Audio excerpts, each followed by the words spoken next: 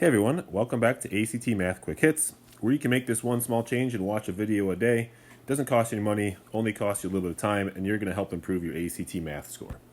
There's the rundown of the math section on the ACT, and let's get back into it for today. All right, today's question says the roots of a polynomial equation are 0, 2, and -5. Which of the following is a factored form of the equation? Okay, so there's a couple ways you can go about doing this. We can use Desmos for this, but I'm going to show you the algebraic way first.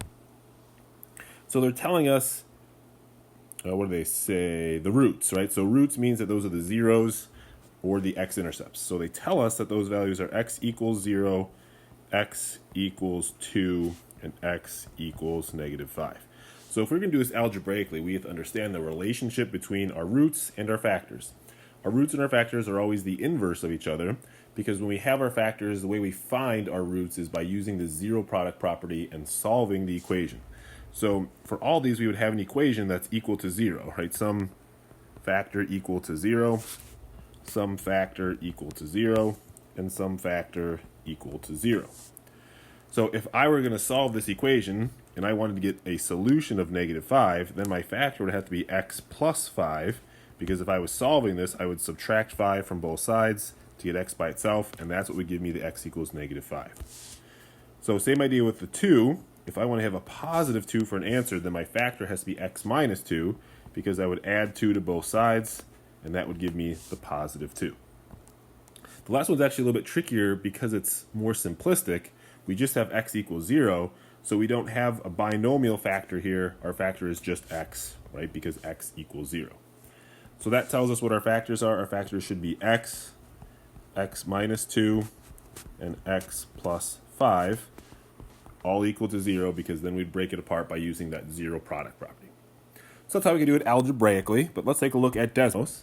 Now, depending upon the order you put these in, Desmos might actually take you a little bit longer, but if you don't remember that relationship, then Desmos is going to be the most straightforward approach.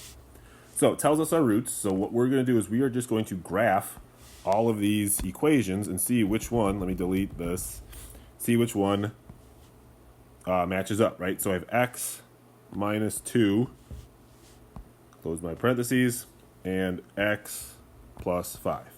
So notice we only end up with these 2 x-intercepts, right? We're trying to find 3 x-intercepts, or roots, as the question says. We're missing that x-intercept at 0, so it can't be that one. So now we can just go back through and just try the next one. So if I put that x value in front, again, notice there's my x value of -5, there's my x value of 0, there's my x value of 2. Yes, all the y values are 0, all the output values are 0. That's what an x-intercept is. An output is 0, and then some number part for the x-intercept. So, right, we found it pretty quick. It was only the second one. We didn't have to go through and test C and D. You obviously could if you want, just to double check. But remember, there is a time limit here. So now that we found it, right, we can select the correct choice, B, there we go, and we got it.